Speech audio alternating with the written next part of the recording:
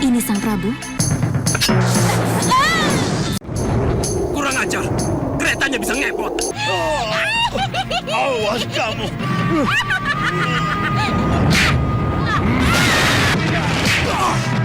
Suliwa. Iya, Begawan.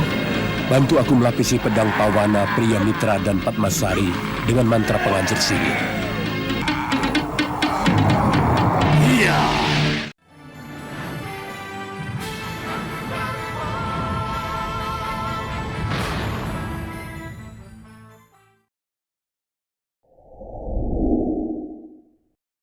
Kandapati, Iya, Dinda. bagaimana dengan Nanda Ramajagandhi? Berkat restu Dinda Prabu sudah sembuh. Tapi maaf, di pasawanan ini dia masih belum bisa menghadap. Tidak ada hal-hal lain dengan akibat lukanya? Tidak ada, Dinda Prabu. Yang mungkin karena sihir Bahadur? Belum tahu pasti. Mudah-mudahan saja tidak. Ya. Setelah Prabu Angling Dharma menugaskan Suliwah, Pria Mitra dan Padmasari untuk pergi menjenguk Begawan Sidik Mulya dan Pawana, tiba-tiba datanglah seorang prajurit dengan tergopoh-gopoh dan melaporkan bahwa ada utusan dari Megapura yang ingin menghadap kepada Sang Prabu. Dan 5 utusan tersebut sedang menunggu di luar pendopo. Angling Dharma yang mendengar semua itu pun merasa ada yang janggal, karena biasanya Megapura tidak mengutus gerombolan orang seperti itu. Angling Dharma pun kemudian menyuruh Batik Matrim untuk mematek Tameng Halimun untuk melindungi semua orang yang berada di Stinggil di saat itu. Para binisku, silakan meninggalkan pasawanan ini untuk menghindari hal-hal yang tidak diinginkan. Baik, Gusti. Silakan.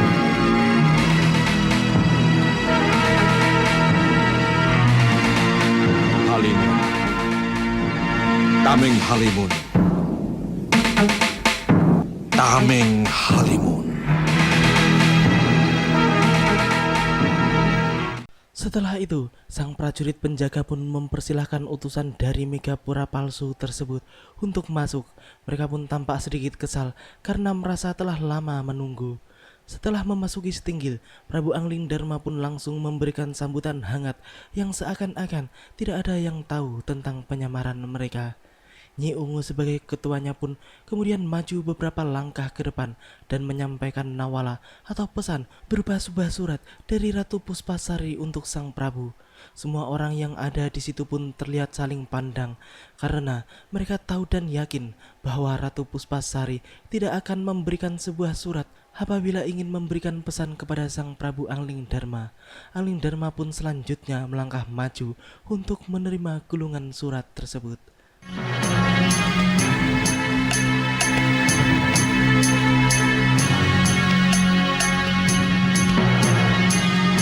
Ini Sang Prabu.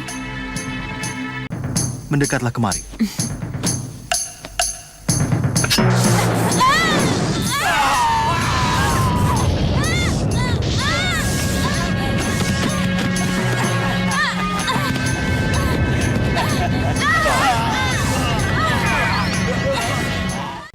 Ilmu Tameng Halimun Batik Matrim memang sangat luar biasa.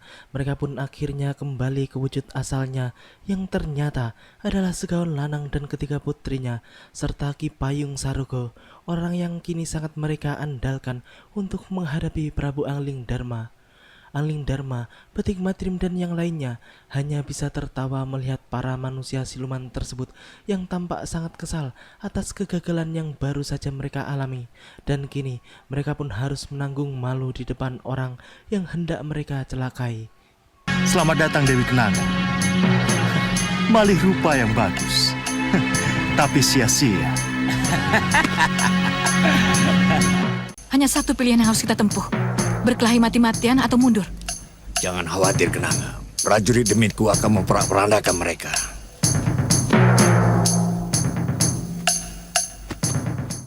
Mereka yang sudah terjebak pun tidak memiliki pilihan lain kecuali bertarung mati-matian.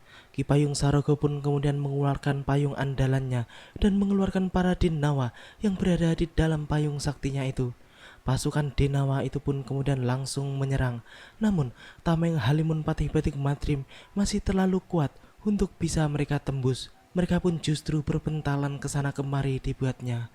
Ki Payung Sarogo yang hendak menembus Tameng Halimun dengan senjatanya pun langsung dihadang oleh Patih Batik Madrim.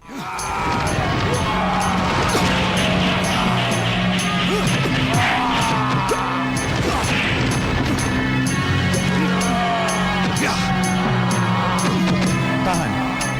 Biarkan dulu Kanda Madrim. Biarkan Kanda yang menghajar mereka.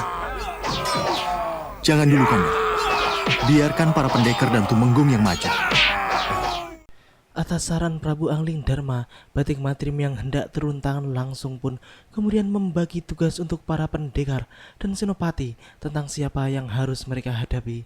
Pertarungan besar pun terjadi, namun tampaknya pasukan Ki Payung Sarogo sangat sulit untuk dibinasakan karena setiap mereka mati pasti akan bangkit kembali dan menyerang kembali lawannya. Batik Madrim yang melihat semua itu pun kemudian meminta izin kepada sang Prabu untuk menghadapi Ki Payung Sarogo karena dirinya sangat kesal melihat perlawanan para pasukan siluman orang itu yang tiada habisnya.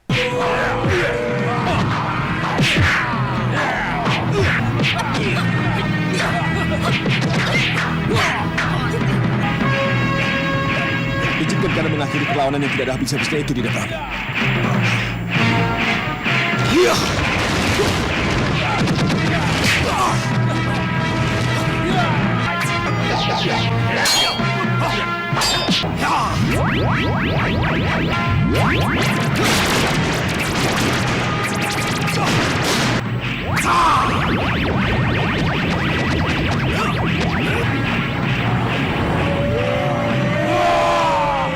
Cepat, kembali ke asalmu.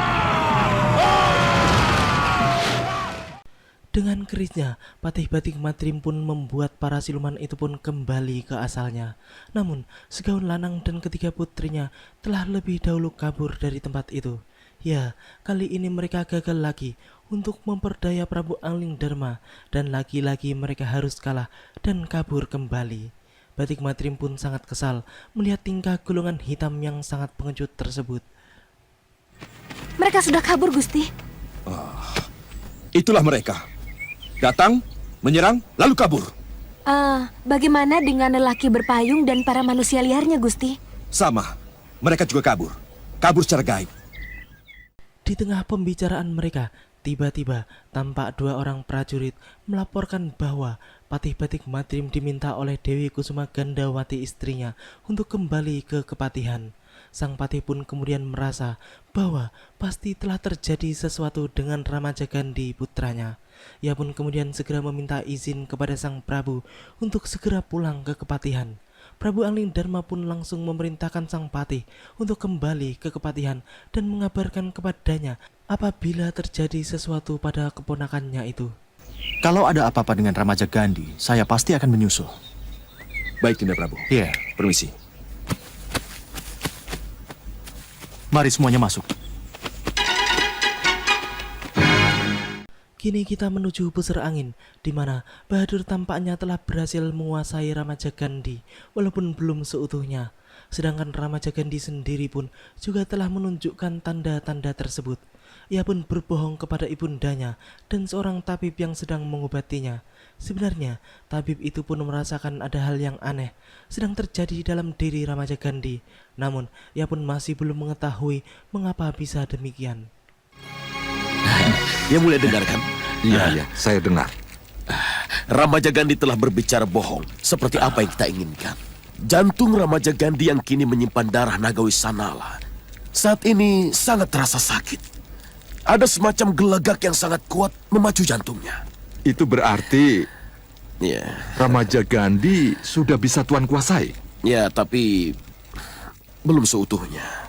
Kapan bisa Tuan kuasai? Dan bisa kita manfaatkan untuk menghancurkan Malwapati? Nanti. Ketika Batik Madrim sampai dan menanyai Ramaja Gandhi tentang apa yang sedang dirasakannya, ia pun lagi-lagi berbohong kepada ayahandanya itu. Dewi Kusuma Gandawati pun kemudian memberitahukan kepada Batik Madrim bahwa ia merasakan ada sesuatu yang aneh pada diri putranya itu. Ia pun meminta suaminya untuk memanggil Nyi Jantur. Namun, Batik Matri mengatakan bahwa Nyi Jantur sedang mendapat tugas dari Prabu Angling Dharma untuk memata-matai Bahadur di pusar angin, sehingga mereka belum bisa meminta bantuannya dalam waktu dekat. Nyi Jantur sedang mendapatkan tugas khusus dari Gusti Prabu Angling Dharma ke pusar angin mengawasi Bahadur, ya. Itu lebih penting daripada sekedar hanya ke sini. Jadi, Ya, kita harus menunggu. ya, Kanda benar. Kita harus menunggu. Tapi Dinda takut semuanya terlambat, Kanda. Jangan berpikir terlalu jauh, Dinda. Kita langsung menuju Nyi Jantur yang pada saat itu sedang mengawasi kerajaan pusar angin. Ia pun tampaknya belum mengetahui apa yang sedang dilakukan oleh Bahadur kepada Ramaja Gandhi. Bahkan sihirnya pun juga belum bisa digunakan untuk mengetahui tentang keberadaan Bahadur. Akan tetapi, justru pada saat itu, dirinya harus berhadapan dengan patroli pusar angin yang dipimpin langsung oleh Singamaruta. Nyi Jantur yang melihat semua itu pun segera menjatuhkan mereka ke bumi karena memang dirinya ingin menghajar mereka semua di atas tanah. Kurang ajar, keretanya bisa ngepot.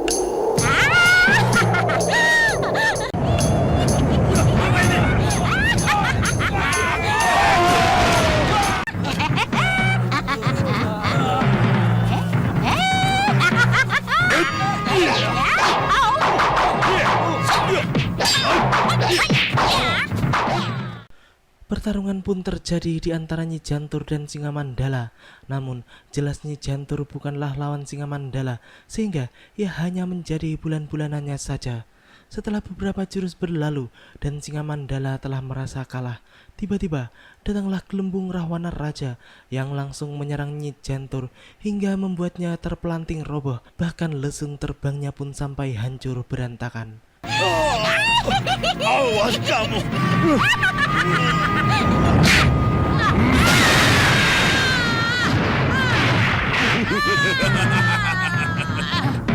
Selesai sudah. Perempuan tua itu tidak akan kesini lagi. Sekarang, kembali kamu pada rajamu. Katakan apa yang terjadi. Terima kasih.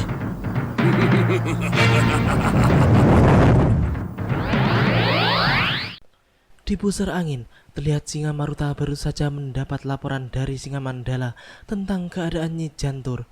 Raja Gadungan itu pun tampak sangat senang atas bantuan junjungannya, Rahwana Raja, yang telah menghancurkan musuh yang selama ini sangat diresahkannya, yaitu Nyi Jantur. Ia pun kemudian langsung menemui Bahadur dan menanyakan tentang perkembangan Ramaja Gandhi kepadanya.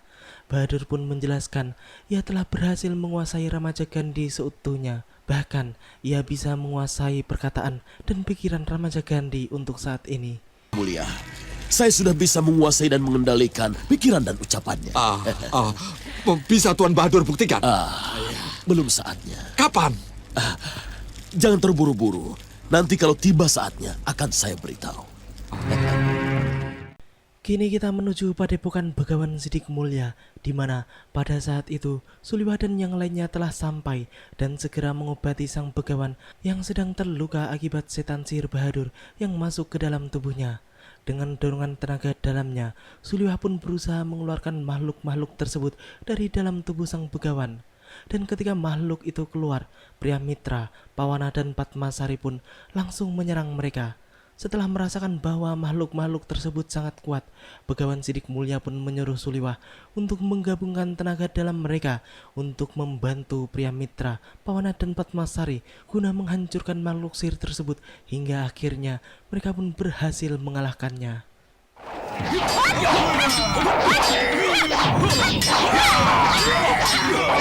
Suliwah, Iya, Begawan. bantu aku melapisi pedang Pawana, Pria Mitra dan Padmasari dengan mantra penghancur sihir.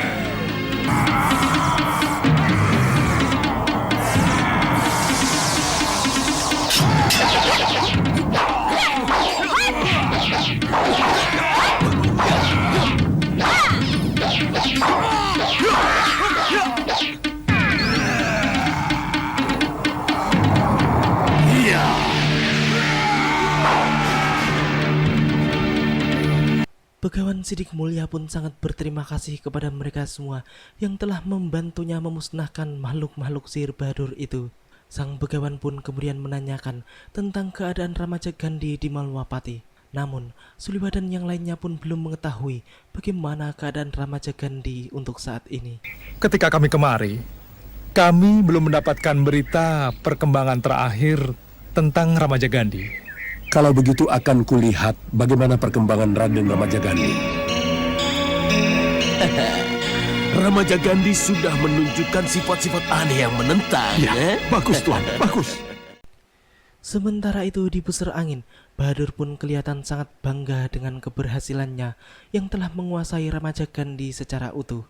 Bahkan, kini Ramaja Gandhi pun telah menunjukkan sifat-sifat aneh yang menentang. Singa Maruta pun sangat senang atas keberhasilan Bahadur itu. Sedangkan di Malwapati, Ramaja Gandhi pun tampak sedang berdebat dengan ibundanya karena keinginannya yang tidak mau menghadap Prabu Anglingdarma. Untuk sementara, Nanda tidak ingin sowan ke keraton dulu. Nanda tidak ingin menghadap Paman Prabu Anglingdarma, Bunda. Nanda ini siapa? Kenapa tiba-tiba Nanda menjadi begini? Kenapa Nanda tidak mau bertemu dengan pamandamu Prabu Anglingdarma? Ada apa? Apa ini bukan satu sikap yang aneh, Nanda? Bunda, Nanda belum bisa menjelaskan apa sebab Nanda bisa jadi begini. Tapi, inilah sekarang yang berkecamuk dalam hati Nanda, Bunda. Kenapa tiba-tiba Nanda menjadi aneh seperti ini? Bunda, tolong hentikan pertanyaan-pertanyaan itu, Bunda.